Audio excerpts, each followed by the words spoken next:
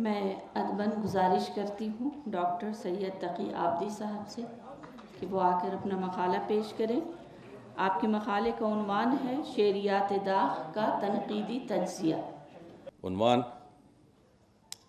اتفاقاً مقالے کا عنوان نہیں ہو سکتا، یہ تو کتاب کا عنوان ہے جو مجھے سپرد کیا گیا ہے، تو میں نے اس میں اضافہ کیا ہے۔ مقالے کا یہی عنوان رہنے دیجئے کہ صرف چند گوشے، تھوڑے چند منٹ کی گفتگو رہے گی، حوالوں سے اور اقتباسات سے اور اشعار سے ان کی تشریح اور توضیح ہوگی۔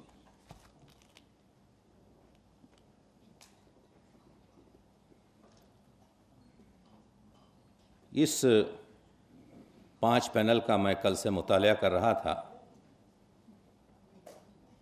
میرے عنوان میں تقریباً 8 جو مضامین اور جو مقالوں کے عنوان ہیں وہ جزئی عنوان ہیں۔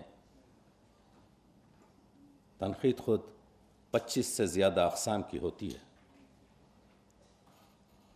آئیے بات کرتے ہیں، اور شاید کچھ نکات کو پیش کرنے کی آپ لوگ اہل علم ہیں تو بات چیت اشاروں میں ہوگی۔ ایک تعارف میں شعر داغ کا جو اسٹائل یا اسلوب ہے، جو بیان اور خیال سے بنتا ہے، اس کے لیے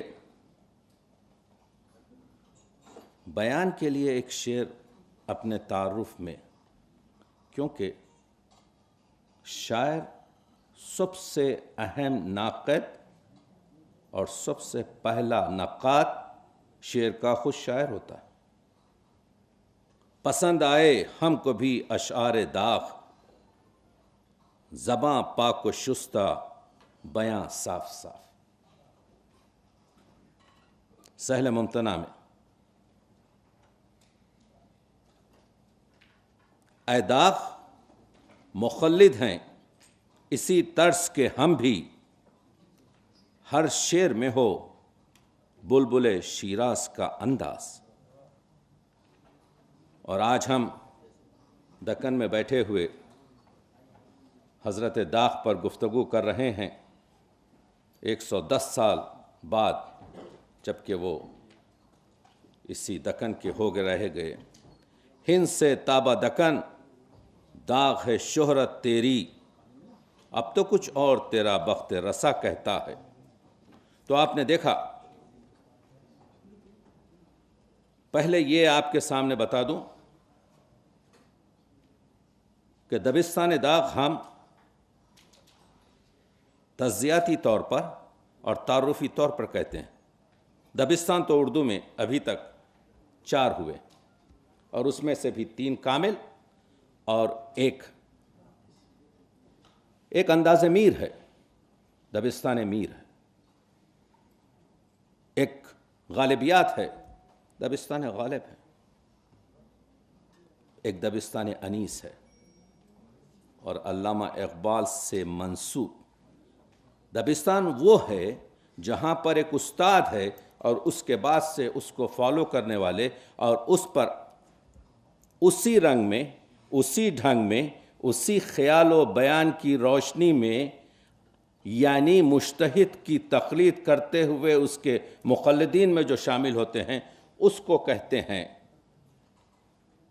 ہم آسمان سے لائے ہیں ان زمینوں کو۔ اردو ادب میں ویسے تو آپ فیضیات کہہ لیں، فراخیات کہہ لیں،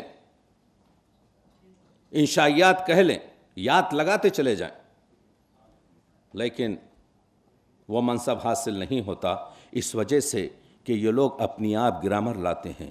یہ لوگ خیال کو اور بیان کو جس طریقے سے نوک و پلک سجاتے ہیں، اس سے ہم اپنی قواعد اور اپنے مسائل کو اور اپنے رموز اور علوم شاعری کے جو مسائل ہیں اس کو حل کرتے ہیں۔ یہ اس وجہ سے میں کہہ رہا ہوں کہ اس منزل پر مرزا داغ نہیں ہوتے ہوئے بھی ایک مشہور شاعر. کمال یہ ہے کہ داغ کے کلام میں بناوٹ اور تصنع کم ہے. جس عمل کو داغ نے عملی طور پر اپنی تخلیقات میں پیش کیا ہے، بعد میں انہی مسائل کو حالیہ مرحوم نے مقدمے میں مہاراجہ کشن پرساد کے خانہ باغ میں محفل مشاعرہ تھی. داغ یہ بھی ثبوت میں بتائیے کہ داغ کیوں سچ ہیں اور امیر مینائی کیوں جھوٹ ہیں. اگر ذرا سا کنکر بھی لگ جائے تو چوٹ اس کی باقی رہے گی. یعنی میں یہ عرض کر رہا ہوں کہ داغ سچ کہتا ہے، صداقت ہے، امیر جھوٹ کہتا ہے، مبالغہ ہے. آپ کو معلوم ہے کہ ہمارے پاس جب حالی نے مقدمہ لکھا تو ملٹن کے 3 چیزیں جو پیش کی، اصل میں مسئلہ یہ ہے کہ داغ کی شاعری معنی شاہ کے سر پر تاج ہے، تو آپ کے سر میں، آپ کے فوراً ذہن میں ایک بادشاہ کی صورت آئے گی اور اس پر ایک تاج آئے گا. اس کو کہتے ہیں معنی صورتیہ. دوسرے جو معنی ہوتے ہیں اس کو کہتے ہیں معنی فکریہ. اگر میں کہوں، میں مصرع پڑھ دوں، یہ سب تمہارا کرم ہے آغا کہ بات اب تک بنی ہوئی ہے، تو آپ کے ذہن میں آپ نے دیکھا کہ آپ کے جذبات متشعر ہوئے، آپ کا چہرہ سرخ ہو گیا. وقت سب سے قیمتی چیز ہے، اس میں ہم کو ایک دوسرے سے شیئر کرنا چاہیے. اصل میں ہوا یہ ہے کہ تصنع اور بناوٹ اس وجہ سے نہیں ہے داغ کے پاس. اس چیز کا حالیہ مرحوم نے مقدمے میں بھی کہا ہے. تو داغ یہ کہتے ہیں کہ میرے یہ عشقیہ شعر میں جو جان ہے، جو جذبات نگاری ہے، اس کی وجہ ایک یہ بھی ہے کہ میں نے خود ذاتی تجربات کیے ہیں. یعنی عشق میرے دل کے الاؤ میں پک کر یہ تو وہی ہے.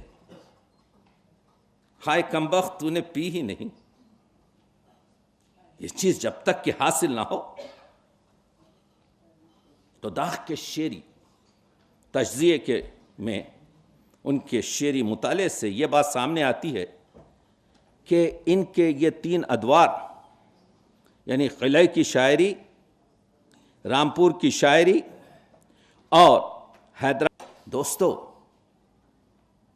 گلزار داغ میں ہے جو جذبات کی چاشنی قلعے سے لے کر قبر تک.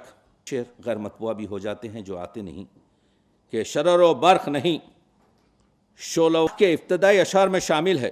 چنانچہ غدر سے پہلے کی جو شاعری ہے یا قلعے کی شاعری، جس کو سن کر کبھی کوئی تغیر نہیں ہے یہاں پر،